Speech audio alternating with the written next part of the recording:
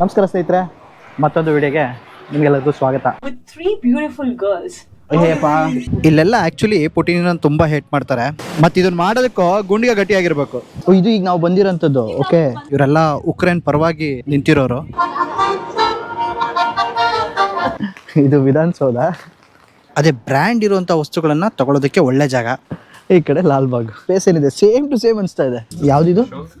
ಮರಿಯನ್ plots. Actually ವೆದರ್ದು problem ಅಲ್ಲ, ನಾವು ಹಾಕೋ ಬಟ್ಟೆಗಳ ಪ್ರಾಬ್ಲಮ್ ಅಂತ. ಆಂಬ್ಯುಲೆನ್ಸ್ ಬರ್ತಾ ಇದೆ. 2 ವಾಚ್ ತಗೊಂಡ್ವಿ. ಆಕ್ಚುಲಿ ಮಿನಿಕ್ ಬಚ್ಚಲು ಮನೆ ಆಗ್ಬಿಟ್ಟಿದೆ, ವರ್ತ್ ಅನ್ಸಿಲ್ಲ ಅನ್ಬೋದು. ಸೊ 6 ಗಂಟೆ ಆಗಿರೋದ್ರಿಂದ ಎಲ್ಲಾ ಚರ್ಚಲ್ಲೂ ಒಟ್ಟಿಗೆ ಗಂಟೆ ಹೊಡಿತಾರೆ. ಇನ್ನು ಚರ್ಚ್ ಇರುತ್ತಲ್ಲ, ಆ ಚರ್ಚಿನ ಹೈಟ್ಗಿಂತ ಜಾಸ್ತಿ ಹೈಟ್ಗೆ ಯಾವುದೇ ಬಿಲ್ಡಿಂಗ್ ಆಗಲಿ ಯಾವುದೇ ಕಟ್ಟಡಗಳಾಗಲಿ ಕಟ್ಟಂಗಿಲ್ಲ. ಅಂತೂ ಮೊಬೈಲ್ ಸಿಕ್ತು. ಇದ್ರ ಬಗ್ಗೆ ಒಂದು ನಂಬಿಕೆ ಏನಪ್ಪಾ ಅಂದ್ರೆ, ಇದ್ರ ತುದಿಯಲ್ಲಿ ಕಾಣ್ತಿರಂತ ಒಂದು ಏಂಜಲ್ ಮೂರ್ತಿ ಏನಿದೆ ಅದು ಗೋಲ್ಡಿಂದ ಅಂತ ಇಲ್ಲಿ ನಂಬ್ತಾರೆ. ಸೊ ಆಲ್ರೆಡಿ 9 ಗಂಟೆ ಆಗಿದೆ. ಇಷ್ಟ್ರ ಮೇಲೂ ಕತ್ಲೆ ಆಗ್ಬೇಡ ಅಂತ ಹೇಳಿದ್ರೆ ಕಷ್ಟ ಆಗತ್ತೆ. ಟ್ರಾಮಿಂದ ಇಳಬೇಕಾದ್ರೆ ನಮ್ಮ ಸ್ನೇಹಿತರೊಬ್ರದ್ದು ಮೊಬೈಲು ಅಲ್ಲೇ ಬಿಟ್ಬಿಟ್ರು. ಯುದ್ಧನ ನಿಲ್ಸಿ ಅನ್ನೋ ತರ ಸಂದೇಶ ಬರ್ದಿದ್ದಾರೆ. ಭಯ ಆಗ್ತದೆ, ಇಷ್ಟೊತ್ತಂಗೆ ಆಗ್ತಿದ್ದಿಲ್ಲ. ಇಂಗೋಲ್ ಸ್ಟಾರ್ಟ್ ಬಂದು ತಲುಪಿದ್ವಿ. ಮಳೆ ಶುರುವಾಯ್ತು, ಮಾತು ಶುರುವಾಗ್ಲಿ.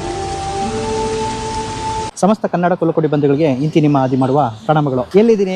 ಯುರೋಪ್ನ ಒಂದು ಫೇಮಸ್ ಸಿಟಿಯಲ್ಲಿದ್ದೀನಿ, ಜರ್ಮನಿಯ ಮ್ಯೂನಿಕ್ ಅಲ್ಲಿದ್ದೀನಿ. ಸೊ ಮ್ಯೂನಿಕ್ನ ಇಲ್ಲಿ ಲೋಕಲ್ ಲ್ಯಾಂಗ್ವೇಜ್ ಅಲ್ಲಿ ಮಂಚನ್ ಅಂತಾರೆ. ಸೊ ಇಲ್ಲಿ ನಾವು ಬಂದಿರುವಂತಹ ಉದ್ದೇಶ, ಇಂಗೋಲ್ ಸ್ಟಾಟ್ ಅನ್ನೋ ಶಾಪಿಂಗ್ ವಿಲೇಜ್ ಇಂದ ನಮ್ಮ ಮೊದಲನೇ ಎಕ್ಸ್ಪ್ಲೋರ್ನ ಸ್ಟಾರ್ಟ್ ಮಾಡ್ತಾ ಇದೀವಿ. ಈ ಜರ್ಮನಿಯಲ್ಲಿ ಒಂದು ಶಾಪಿಂಗ್ ಅಂತಾನೆ ವಿಲೇಜ್ ಇರೋದು ನೋಡಿ ಸ್ವಲ್ಪ ಆಶ್ಚರ್ಯ ಆಗ್ತಾ ಇದೆ, ಕುತೂಹಲನೂ ಇದೆ ಹೇಗಿರ್ಬೋದು ಅದು ಅಂತ. ನಾವಿರೋ ಜಾಗ ಬುಡಾಪೆಸ್ಟ್ ಇಂದ ಒಂದು ಬಸ್ ಹತ್ಕೊಂಡು. ಒಳ್ಳೆ ವಿಷಯ ಏನಪ್ಪಾ ಅಂದ್ರೆ, ನಮಗೆ ಇರೋದಕ್ಕೆ ಒಂದು ಸ್ನೇಹಿತರ ಮನೆ ಸಿಕ್ತು. ಹಾಗಾಗಿ ಬಂದು ಫ್ರೆಶ್ ಅಪ್ ಆಗಿ ಅಲ್ಲಿಂದ ಬಸ್ ಹತ್ಕೊಂಡು ಇಂಗೋಲ್ ಸ್ಟಾಟ್ ಅಂತ ಒಂದು ಪ್ಲೇಸಿಗೆ ಬಂದಿದ್ವಿ. ಇಂಗೋಲ್ ಸ್ಟಾಟ್ ಅಂದ್ರೆ ಅದೊಂದು ಶಾಪಿಂಗ್ ವಿಲೇಜ್. ಒಂದು ವಿಲೇಜ್ ಶಾಪಿಂಗ್ಗೋಸ್ಕರನೇ ಕ್ರಿಯೇಟ್ ಆಗಿರೋಂಥ ವಿಲೇಜ್. ತುಂಬಾ ಚೆನ್ನಾಗಿದೆ ಅಂತ ಹೇಳ್ತಾರೆ. ಒಳ್ಳೆ ಬ್ರ್ಯಾಂಡ್ಗಳು, ವಸ್ತುಗಳೆಲ್ಲ ಅಫೋರ್ಡಬಲ್ ಪ್ರೈಸ್ ಅಲ್ಲಿ ಅಥವಾ ಡಿಸ್ಕೌಂಟ್ ಅಲ್ಲಿ ಸಿಗುತ್ತೆ ಅಂತ ಹೇಳ್ತಾರೆ.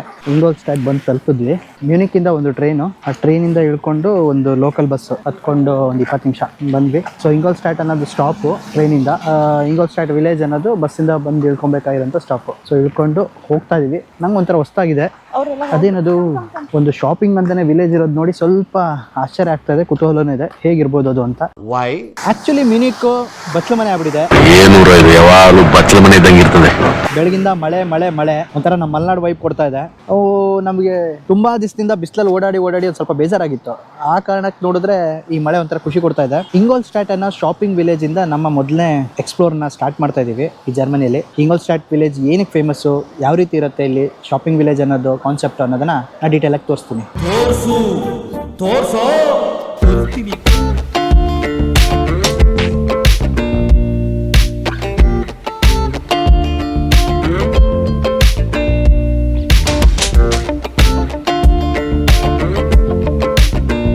ಇಂಗೋಲ್ ಸ್ಟಾಟ್ ಶಾಪಿಂಗ್ ವಿಲೇಜ್ ಅಲ್ಲಿ ಒಳ್ಳೆ ಗೊತ್ತು ಗುರಿ ಇಲ್ದರಂಗೆ ಓಡಾಡ್ತಾ ಇದೀವಿ. ಆ ಶಾಪಿಂದ ಈ ಶಾಪಿಗೆ, ಈ ಶಾಪಿಂದ ಆ ಶಾಪಿಗೆ. ಅಂದ್ರೆ ಬ್ರಾಂಡೆಡ್ ಮೆಟೀರಿಯಲ್ ಗೆ ಈ ಒಂದು ಇಂಗೋಲ್ ಸ್ಟಾಟ್ ವಿಲೇಜ್ ಅನ್ನೋದು ತುಂಬಾ ವರ್ತ್.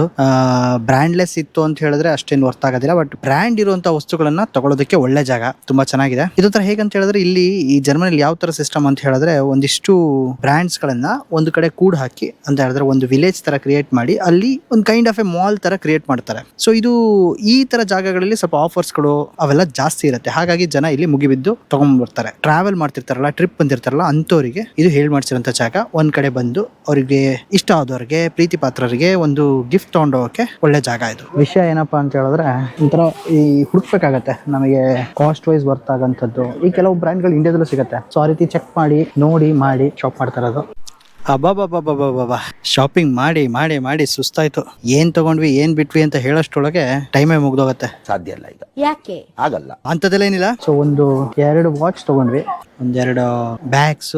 ನಾವು ಸ್ವಲ್ಪ ಎಂಜಾಯ್ ಮಾಡಿದ್ವಿ ಅಂತ. ಹೆಚ್ಚು ಕಡಿಮೆ ಅರ್ಧ ದಿನ ಇಲ್ಲೇ ಕಳೆದ್ಬಿಟ್ವಿ. ಯಾವ್ದಾವ್ದು ನಿಜವಾಗ್ಲೂ ವರ್ತ್ ಅನ್ಸ್ತು ಅಂತ ಐಟಮ್ಗಳನ್ನ ತಗೊಂಡು ಹೊರಟ್ವಿ. ಶಾಪಿಂಗ್ ಮಾಡ್ಬೇಕಾದ್ರೆ ನಾನು ಅಷ್ಟೊಂದು ವಿಡಿಯೋ ಮಾಡ್ಕೊಂಡಿಲ್ಲ, ಯಾಕಂತ ಹೇಳಿದ್ರೆ ಶಾಪಿಂಗ್ ಮಾಡೋದ್ರಲ್ಲಿ ಸಿಕ್ಕಾಪಟ್ಟೆ ಬಿಸಿ ಇದ್ವಿ. ಯಾರಿಗೆ ಯಾವ್ದು ಇಷ್ಟ ಏನು ಅಂತ ವಿಡಿಯೋ ಕಾಲ್ ಮಾಡ್ಕೊಂಡು ಫೋಟೋಸ್ ಕಳ್ಸ್ಕೊಂಡು ತಗೊಳ್ಳೋಷ್ಟ್ರೊಳಗೆ ಸಾಕ್ಬೇಕಾಯ್ತು. ಸೊ ಇದು ಇಲ್ಲಿ ಸದ್ಯಕ್ಕೆ ಇಂಗೋಲ್ ಸ್ಟಾಟ್ ನ ಕತೆ. ನಾವು ಬಂದಿರೋ ನೆಕ್ಸ್ಟ್ ಪ್ಲೇಸು ಹಾಫ್ ಗಾರ್ಡನ್. ಮಳೆ ಸಿಕ್ಕಾಬಟ್ಟೆ. ಇದು ಹೆಂಗಿದೆ ಅಂತ ಹೇಳಿದ್ರೆ, ವಿಧಾನಸೌಧ ಮುಂದೆ ಇರೋ ಲಾಲ್ಬಾಗ್ ಇದ್ದಂಗಿದೆ. ಇದೊಂದು ಬದುಕಿ, ಇದೊಂದು ಜನ್ಮವೇ, ಎಂತಹ ದುರ್ವಿಧಿ, ಇದೆಂತಹ ದುರ್ವಿಧಿ. ಇದು ವಿಧಾನಸೌಧ, ಈ ಕಡೆ ಲಾಲ್ಬಾಗ್. ನಿಜ ಹಾಗೆ ಅನಿಸ್ತಿದೆಯಲ್ಲ. ಇದೇನಿರ್ಬೋದು, ಏನು ಕತೆ ಗೊತ್ತಿಲ್ಲ. ಅಷ್ಟೇ ಹಳೆ ಕಟ್ಟಡ ಅಷ್ಟೇ ಗೊತ್ತಿರೋದು. ನಿನ್ ಜನ್ಮಕ್ಕೆ ಹೋಗೋ. ಈ ಬಿಲ್ಡಿಂಗ್ ನ ಹಿಸ್ಟ್ರಿ, ಕಂತೆ, ಪುರಾಣ ಎಲ್ಲ ಡಿಸ್ಕ್ರಿಪ್ಷನ್ ಕೂಡ ಟ್ರೈ ಮಾಡ್ತೀನಿ. ಸದ್ಯಕ್ಕಂತೂ ಈ ಬಿಲ್ಡಿಂಗ್ ಫೋಟೇಜ್ ಮಾತ್ರ ತಗೊಳಕ್ ಆಗ್ತಾ ಇರೋದು. ಹೆವಿ ಮಳೆ, ಎಲ್ಲಾರು ಓದ್ ತಿಳ್ಕೊಳ್ಳೋಣ ಅಥವಾ ನೋಡ್ಬಿಟ್ಟು ತಿಳ್ಕೊಳ್ಳೋಣ ಅಂದ್ರೂ ಆಗ್ತಾ ಇಲ್ಲ. ಬಟ್ ಇಲ್ಲಿನ ಜನಗಳು ಅಷ್ಟೇ, ಇಲ್ಲಿನ ಕ್ಲೈಮೇಟಿಕ್ ಅನುಗುಣವಾಗಿ ಈಗ ಮನೇಲಿ ಕುತ್ಕೊಳ್ಳೋದಿಲ್ಲ. ಮಳೆ ಬರ್ತಿದೆ ಅಂತ ಅನ್ಬಿಟ್ಟು ಸುಮ್ಮನೆ ಕೂರೋರು ಅಲ್ಲ. ರೈನ್ ಕೋಟ್ ಹಾಕೊಂಡು, ಛತ್ರಿ ಹಿಡ್ಕೊಂಡು ಆರಾಮಾಗಿ ಓಡಾಡ್ಕೊಂಡು ಆರಾಮಾಗಿ ಎಂಜಾಯ್ ಮಾಡ್ಕೊಂಡಿದ್ದಾರೆ. ನಾವು ಅದೇ ರೀತಿ ಅಡ್ಜಸ್ಟ್ ಆಗಬೇಕು. ಬಟ್ ಏನೋ ಒಂಥರ ಈ ಸಡನ್ ಆಗಿ ಮಳೆ ನೋಡ್ಬಿಟ್ಟು ನಮ್ಗೊಂಥರ ಕಸಿವಿಸಿ ಆಗ್ಬಿಟ್ಟಿದೆ. ಇಲ್ಲಿನ ಜನ ಒಂದು ಕಮೆಂಟ್ ಹೊಡಿತಾರಂತೆ, ಆಕ್ಚುಲಿ ವೆದರ್ದು ಪ್ರಾಬ್ಲಮ್ ಅಲ್ಲ, ನಾವು ಹಾಕೋ ಬಟ್ಟೆಗಳ ಪ್ರಾಬ್ಲಮ್ ಅಂತ. ಇಲ್ಲಿಗೆ ಕ್ಲೈಮೇಟಿಕ್ ತಕ್ಕಂಗೆ, ಇಲ್ಲಿನ ವೆದರ್ ತಕ್ಕಂಗೆ ಬಟ್ಟೆಗಳನ್ನ ವೇರ್ ಮಾಡಿದ್ರೆ ಇಟ್ ವಿಲ್ ಬಿ ಪ್ರಾಪರ್ ಅನ್ನೋದು ಇಲ್ಲಿನ ಜನಗಳ ಅಭಿಪ್ರಾಯ. ಸೊ ಇಷ್ಟು ಈ ಹಾಫ್ ಕಾಟನ್ ಬಗ್ಗೆ.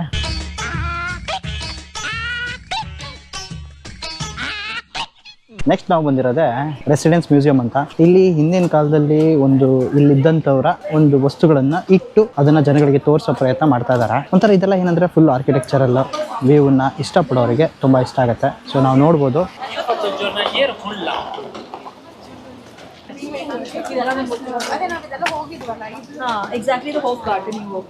ಹೇಳಿ, ಎಕ್ಸ್ಪ್ಲೈನ್ ಮಾಡಿ. ಇದು ಹಾಫ್ ಕಾಟನ್. ಇದು ಈಗ ನಾವು ಬಂದಿರೋಂಥದ್ದು. ನಾವಿಲ್ಲಿದ್ದೀವಿ, ಈಗ ನಾವಿಲ್ಲಿದ್ದೀವಿ. ಇಲ್ಲೊಳಗೆ ಹೋಗಿದ್ವಿ. ಮೈಸೂರು ಬೆಟ್ಟ ಸ್ಟೋರಿ ಹೇಳಂದ್ರೆ ಹೇಳ್ತೀಯಾ? ನಾನಾ ಏನ್ ಹೇಳ್ತೀಯಾ? ಇದೆಲ್ಲ ವಾಯ್ಸ್ ಬರುತ್ತೆ ಯೂಟ್ಯೂಬ್ ಅಲ್ಲಿ. ಒಂದು ಆರ್ಕಿಟೆಕ್ಚರ್ಗೂ ನಾವು ಸಾಲ್ಸ್ಬರ್ಗ್ ಅಲ್ಲಿ ನೋಡಿದ್ದಕ್ಕೂ ಯಾವುದೇ ಡಿಫ್ರೆನ್ಸ್ ಕಾಣಿಸ್ತಾ ಇಲ್ಲಪ್ಪ. ಒಂದೇ ತರ ಅನಿಸ್ತಾ ಇದೆ. ಅದು ಈ ಏನಂತಾರೆ ಸರ್ಕಲ್ ಸ್ಪೇಸ್ ಏನಿದೆ ಸೇಮ್ ಟು ಸೇಮ್ ಅನಿಸ್ತಾ ಇದೆ ಅಲ್ಲ? ಆರ್ಕಿಟೆಕ್ಚರ್ ವೈಸ್ ಸೇಮ್ ಇದೆ. ಮಳೆಗೆ ಎಲ್ಲರೂ ಕಾಫಿ ಕುಡಿತಿದ್ದಾರೆ. ಸದ್ಯಕ್ಕೆ ಇಲ್ಲಿ ಯಾರೋ ಸಾಂಗ್ ಬರ್ಸ್ತಿದ್ದಾರೆ, ಕೇಳಿಸ್ಕೊಂತ ನಿಂತ್ಕೊಂಡಿದೀನಿ. ಇಲ್ಲೆಲ್ಲ ಸ್ಟ್ರೀಟ್ ಆರ್ಟ್ಗಳು, ಸ್ಟ್ರೀಟಲ್ಲಿ ಮ್ಯೂಸಿಕ್ ಬರ್ಸೋದು ಅವೆಲ್ಲ ಜಾಸ್ತಿ ಇರುತ್ತೆ. ಒಂಥರ ಚೆನ್ನಾಗಿರುತ್ತೆ. ಹಾಗೆ ಅದು ಅವ್ರಿಗೆ ಹೊಟ್ಟೆಪಾಡು ಕೂಡ ಹೌದು. ಮ್ಯೂನಿಕ್ನ ಗಲ್ಲಿಗಳಲ್ಲಿ ತಿರುಗಾಡ್ಕೊಂತ ಅಂತೂ ಇಂತೂ ಈ ಫೇಮಸ್ ಒಂದು ಜಾಗಕ್ಕೆ ಬಂದು ತಲುಪ್ತಿ. ಇದ್ರ ಹೆಸರು ಮರಿಯನ್ ಪ್ಲಾಟ್ಸ್ ಅಂತ. ಹಳೆಯ ಕಾಲದ ಯುರೋಪಿಯನ್ ಆರ್ಕಿಟೆಕ್ಚರ್ ಬ್ರಿಲಿಯನ್ಸ್ ಇರುವಂತಹ ಒಂದು ಚರ್ಚು. ಸಿಕ್ಕಾಪಟ್ಟೆ ದೊಡ್ಡಕ್ಕಿದೆ. ಇಲ್ಲಿ ವಿಶೇಷ ಏನಂತ ಅನ್ಸತ್ತಂದ್ರೆ, ನೀವು ಮೇಲ್ಗಡೆ ಎಲ್ಲ ಹಳೆ ಚರ್ಚು ಆರ್ಕಿಟೆಕ್ಚರು ಲೆಗಸಿಗೆ ಬಿಟ್ಬಿಟ್ಟು ಕೆಳಗಡೆ ಎಲ್ಲ ಶಾಪಿಂಗ್ ಅನ್ನ ಮಾಡೋದಕ್ಕೆ, ಅಂದ್ರೆ ಶಾಪಿಂಗ್ ಪ್ಲೇಸ್ ಆಗಿ ಕನ್ವರ್ಟ್ ಮಾಡಿದ್ದಾರೆ ಅಂತ ಹೇಳಿದ್ರೆ. ಆರ್ಕಿಟೆಕ್ಚರ್, ಬಿಲ್ಡಿಂಗ್ ಆರ್ಕಿಟೆಕ್ಚರ್ನ ಹಾಳು ಮಾಡಿದೆ, ಅದನ್ನ ಕಂಪ್ಲೀಟ್ ಆಗಿ ಯೂಸ್ ಮಾಡೋದು ಕೂಡ ಒಂದು ಒಳ್ಳೆ ಐಡಿಯಾ ಅಲ್ವಾ? ಸೊ ಇದು ಮರಿಯನ್ ಪ್ಲಾಟ್ಸು. ಸಿಕ್ಕಾಪಟ್ಟೆ ಚೆನ್ನಾಗಿದೆ. ಆಂಬ್ಯುಲೆನ್ಸ್ ಬರ್ತಾ ಇದೆ. ಸುತ್ತಲೂ ಚರ್ಚ್ಗಳೇ ಇರೋದ್ರಿಂದ ಎಲ್ಲ ಚರ್ಚು ಗಂಟೆ ಒಟ್ಟಿಗೆ ಹೊಡಿತಾ ಇದ್ದಾರೆ. ಟೈಮ್ ಎಷ್ಟಾಗಿದೆ? 6 ಗಂಟೆ ಟೈಮ್. ಸೊ 6 ಗಂಟೆ ಆಗಿರೋದ್ರಿಂದ ಎಲ್ಲಾ ಚರ್ಚಲ್ಲೂ ಒಟ್ಟಿಗೆ ಗಂಟೆ ಹೊಡಿತಾರೆ. ನಾವು ನೋಡ್ಬೋದು, ಇಲ್ಲಿ ಹಿಂದೆ ಒಂದು ಚರ್ಚ್ ಇದೆ, ಅಲ್ಲೂ ಗಂಟೆ ಹೊಡಿತಿದ್ದಾರೆ. ಈ ಕಡೆ ಒಂದು ಚರ್ಚ್ ಇದೆ, ಅಲ್ಲೂ ಗಂಟೆ ಹೊಡಿತಾರೆ. ಅಲ್ಲೊಂದು ಚರ್ಚ್ ಇದೆ, ಅದರಲ್ಲೂ ಗಂಟೆ ಹೊಡಿತಾರೆ. ಸುತ್ತಮುತ್ತ ಎಲ್ಲಾ ಚರ್ಚಲ್ಲೂ ಗಂಟೆ ಹೊಡಿತಾ ಇದ್ದಾರೆ. ಯಾವ್ದಿದು? ಮರಿಯನ್ ಪ್ಲಾಟ್ಸ್. ಮರಿಯನ್ ಪ್ಲಾಟ್ಸ್ 4ನೇ ಟವರ್ಗೆ ಹತ್ಕೊಂಡು ಹೋಗ್ತಾ ಇದೀವಿ. ಹತ್ಕೊಂಡೇನು ಹೋಗ್ತಾ ಇಲ್ಲ, ಲಿಫ್ಟ್ ಅಲ್ಲಿ ಹೋಗ್ತಾ ಇದೀವಿ. ಮೇಲ್ಗಡೆ ಹೋದ್ಮೇಲೆ ಹೇಗ್ ಕಾಣತ್ತೆ ಅಂತ ನೋಡ್ಬೇಕು. ಯಾರೋ ಫುಲ್ ಬಿಲ್ಡಪ್ ಕೊಟ್ಟಿದ್ದಾರೆ, ಫುಲ್ ಮಿನಿಕ್ ಕಾಣತ್ತೆ ಅಂತ ನೋಡ್ಬೇಕು. ಮಿನಿಕ್ ಕಾಣತ್ತೋ ಅಥವಾ ಕೆಳಗಡೆ ಇರೋ ಜನ ಕಾಣ್ತಾರ ನೋಡ್ಬೇಕು ಅಷ್ಟು. ಸ್ವಲ್ಪ ಆ ಕಡೆ ನೋಡು. ನಾವಲ್ಲಿ ಕೆಳಗಿದ್ವಿ, ಅಲ್ಲಿಂದ ಲಿಫ್ಟ್ ತಗೊಂಡು ಮೇಲ್ ಬಂದಿದ್ದೀವಿ. ಇವತ್ತಿರೋ ಕ್ಲೈಮೇಟಿಗೂ ನಾವು ಬಂದಿರೋ ಟೈಮಿಗೂ ಸಿಕ್ಕಾಪಟ್ಟೆ ಚೆನ್ನಾಗಿದೆ. ಸ್ವಲ್ಪ ಈ ಕಡೆ ನೋಡು ಕಂದ. With 3 beautiful girls. ಅಯ್ಯಪ್ಪ, ಸ್ವಲ್ಪ ಭಯ ಆಗ್ತದೆ. ಇಷ್ಟೊತ್ತಂಗೆ ಆಗ್ತಿದ್ದಿಲ್ಲ. I think you should bring this to ನಂಗೆ ಪ್ಯಾರಾನಾರ್ಮಲ್ ಆಕ್ಟಿವಿಟಿ ಆದ್ರೆ ಕಷ್ಟ ಅನಿಸ್ತಿರೋದು. It's very nice. 4th floor ವರೆಗೂ ಬರ್ತೀವಿ. ಅಲ್ಲಿ ಟಿಕೆಟ್ ನಾನು ತೋರಿಸಿ ಮತ್ತೆ ನೆಕ್ಸ್ಟ್ ಮಿಕ್ಕಿದ್ದ ಫ್ಲೋರಿಗೆ ಬರೋಕ್ಕೆ ಅವಕಾಶ ಇದೆ. ಬಂದಾದ್ಮೇಲೆ ಇಲ್ಲಿಂದ ನೋಡ್ತಾ ಇದೀವಿ. ಸಿಕ್ಕಾಪಟ್ಟೆ ಚೆನ್ನಾಗಿ ಕಾಣ್ತಾ ಇದೆ ಸಿಟಿ. ತೋರಿಸ್ತೀನಿ.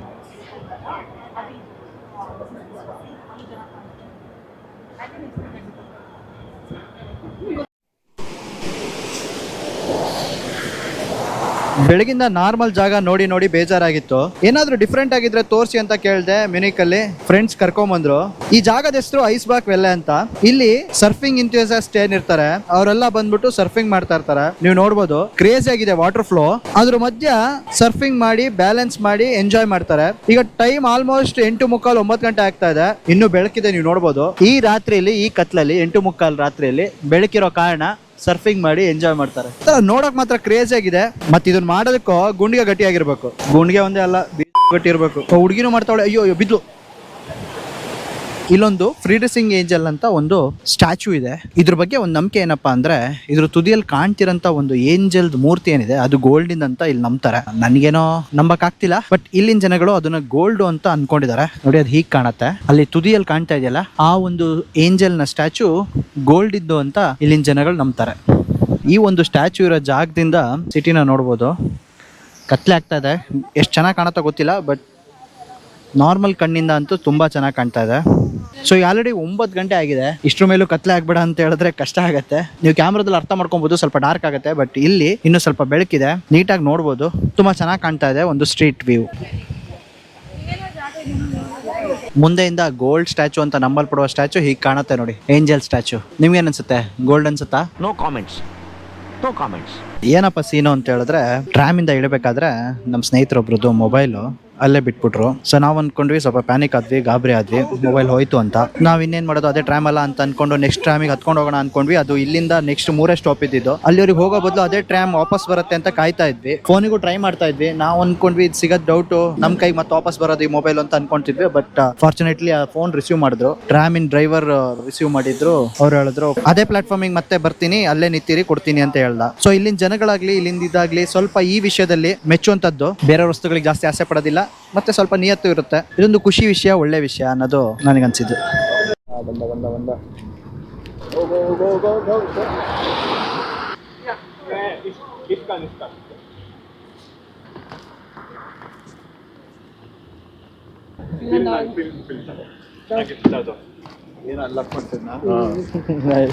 ಅಂತೂ ಮೊಬೈಲ್ ಸಿಕ್ತು.